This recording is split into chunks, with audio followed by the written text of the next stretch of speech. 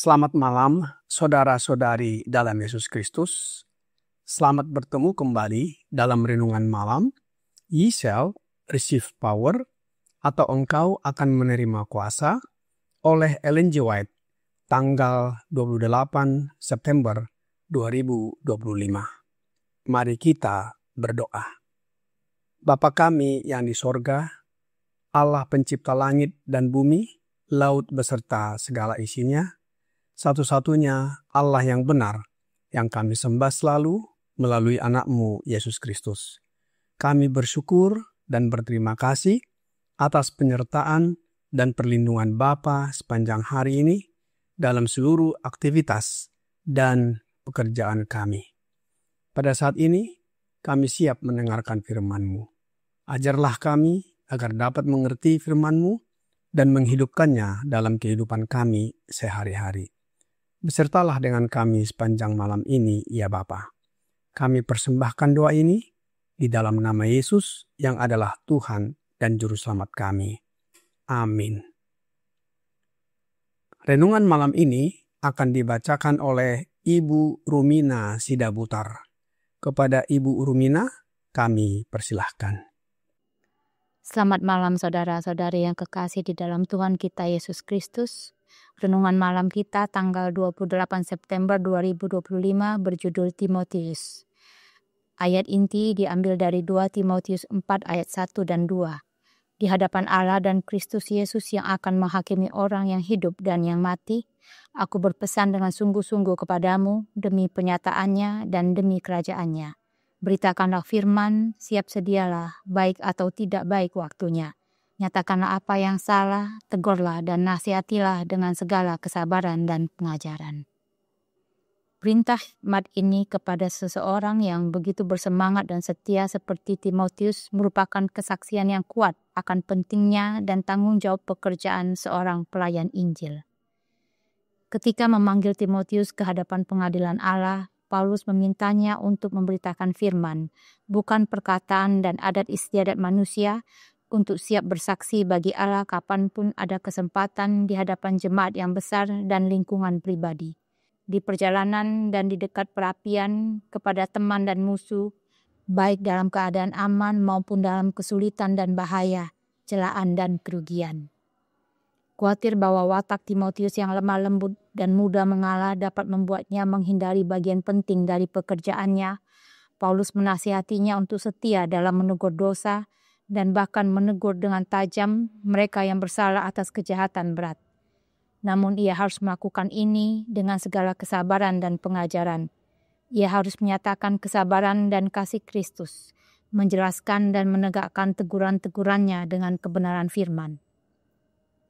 Membenci dan menegur dosa, dan pada saat yang sama menunjukkan belas kasihan dan kelembutan kepada orang berdosa, merupakan pencapaian yang sulit. Semakin sungguh-sungguh upaya kita untuk mencapai kekudusan hati dan hidup, semakin tajam pula persepsi kita tentang dosa dan semakin tegas ketidaksetujuan kita terhadap setiap penyimpangan dari yang benar. Kita harus waspada terhadap kekerasan yang berlebihan terhadap pelaku kesalahan. Tetapi kita juga harus berhati-hati agar tidak melupakan betapa besar dosa itu. Kita perlu menunjukkan kesabaran dan kasih seperti Kristus bagi orang yang berbuat salah. Tetapi ada juga bahaya menunjukkan toleransi yang begitu besar terhadap kesalahannya, sehingga ia akan menganggap dirinya tidak layak menerima teguran, dan akan menolaknya karena dianggap tidak perlu dan tidak adil. Dikutip dari The Acts of the Apostle, halaman 503 dan 504. Demikianlah bacaan renungan malam kita. Terima kasih dan Tuhan Yesus memberkati. Terima kasih atas penata layanan Ibu Rumina. Tuhan Yesus memberkati. Saudara-saudari dalam Yesus Kristus, renungan malam ini berjudul Timotius. Siapakah Timotius dan mengapa Paulus memilih Timotius sebagai rekan sekerjanya dalam penginjilan? Alkitab memberikan keterangan kepada kita perihal Timotius ini. Mari kita buka di dalam buku Kisah Para Rasul pasal 16 ayat 1 dan 2. Paulus datang juga ke Derbe dan ke Listra. Di situ ada seorang murid bernama Timotius. Ibunya adalah seorang Yahudi dan telah menjadi percaya, sedangkan ayahnya seorang Yunani. Timotius ini dikenal baik oleh saudara-saudara di Listra dan di Ikonium. Dari ayat-ayat tersebut di atas, kita ketahui bahwa Timotius adalah seorang pemuda yang berasal dari Listra. Dibesarkan oleh ibunya bernama Eunike, seorang Yahudi, dan ayah seorang Yunani, serta Lois, nenek yang saleh dalam iman. Kita bisa baca dalam 2 Timotius 1 ayat 15. Ia memiliki reputasi baik, mengenal kitab suci sejak kecil yang memberi hikmat dan menuntun kepada keselamatan oleh iman kepada Kristus Yesus. Sebagaimana terdapat dalam 2 Timotius 3 ayat 15 menyatakannya. Ingatlah juga bahwa dari kecil engkau sudah mengenal kitab suci yang dapat memberi hikmat kepadamu dan menuntun engkau kepada keselamatan oleh iman kepada Kristus Yesus. Paulus mengenal baik keluarga dari Timotius karena ia memiliki iman yang tulus dan latar belakang rohani yang kuat. Dikenal baik oleh jemaat di Listra dan Ikonium. Kesetiaannya telah teruji, menolong dan bersikap seperti anak kepada bapaknya dalam pelayanan. Sebagaimana kita bisa baca di dalam Filipi 2 ayat 22. Paulus menjadikan Timotius anak rohaninya dan membawanya dalam perjalanan misi penginjilan.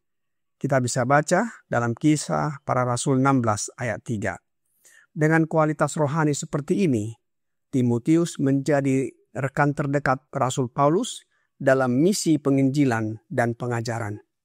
Paulus mengetahui bahwa jemaat akan menghadapi masa yang sangat berbahaya. Ia tahu bahwa kesetiaan dan kesungguh-sungguhan dalam bekerja harus dilakukan oleh mereka yang ditugaskan untuk memimpin jemaat. Karenanya, Paulus mempercayakan Timotius untuk menangani masalah-masalah yang ada di jemaat mula-mula dan menulis kepada Timotius sebagaimana ayat inti renungan malam ini di dalam 2 Timotius 4 ayat 1 dan 2. Di hadapan Allah dan Kristus Yesus yang akan menghakimi orang yang hidup dan yang mati, aku berpesan dengan sungguh-sungguh kepadamu demi penyataannya dan demi kerajaannya. Beritakanlah firman, siap sedialah baik atau tidak baik waktunya.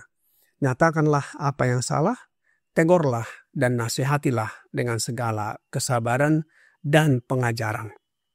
Paulus memberi perintah serius kepada Timotius sebagai pelayan Injil, menekankan pentingnya memberitakan firman Tuhan kapanpun dan dimanapun, bukan ajaran manusia.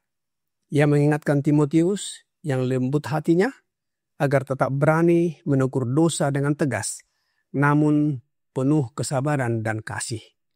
Menegur dosa sambil menunjukkan belas kasihan adalah tugas yang sulit. Kita harus menghindari sikap terlalu keras, tapi juga tidak boleh terlalu toleran hingga dosa dianggap sepele. Dalam semua hal, kasih dan kebenaran harus berjalan seimbang. Paulus menyebutkan Allah dan Kristus Yesus sebagai hakim atas orang hidup dan mati. Ini memberi penekanan yang serius. Kerajaan Allah menunjukkan bahwa pelayanan Injil adalah bagian dari pekerjaan membangun kerajaan Allah di dunia ini yaitu kerajaan kasih karunia. Apa yang Timotius lakukan bukan hanya untuk manusia, tapi di hadapan Allah sendiri. Pertanggungjawaban pelayanan bukan kepada manusia, tapi kepada Kristus Yesus yang akan datang kembali dalam kemuliaan dan membawa umat-umat yang percaya kepadanya ke kerajaan kemuliaan, yaitu kerajaan sorga. Paulus meneruskan tuntutannya kepada Timotius di dalam 2 Timotius 4 ayat 5. Tetapi kuasailah dirimu dalam segala hal, sabarlah menderita, lakukanlah pekerjaan pemberita Injil dan tunaikanlah tugas pelayananmu. Paulus yang hampir menyelesaikan pelayanannya mendorong Timotius untuk melanjutkan tugasnya menjaga kemurnian Injil dari ajaran sesat dan pengaruh duniawi. Ia menasihati Timotius untuk menghindari hal-hal yang menghalangi pengabdian penuh kepada Allah, serta bersedia menderita demi kesetiaan kepada Kristus. Timotius diminta menggunakan segala cara untuk melayani orang-orang yang Kristus telah tebus. Hidup Paulus sendiri menjadi bukti dari ajarannya. Ia bekerja dekat dengan Allah, digerakkan oleh kasih Kristus, dan tetap teguh menghadapi penderitaan, penolakan, dan kejahatan demi pelayanan Injil. Dia berharap Timotius dapat menggantikan peranannya untuk mengabarkan Injil. Di zaman yang berbahaya sekarang ini, gereja sangat membutuhkan pekerja-pekerja seperti Paulus yang berpengalaman dalam hal rohani, sungguh-sungguh rela berkorban dan setia memberitakan firman Tuhan. Karena kekurangan pekerja seperti itu, pekerjaan Tuhan terhambat dan kesalahan moral menyebar luas.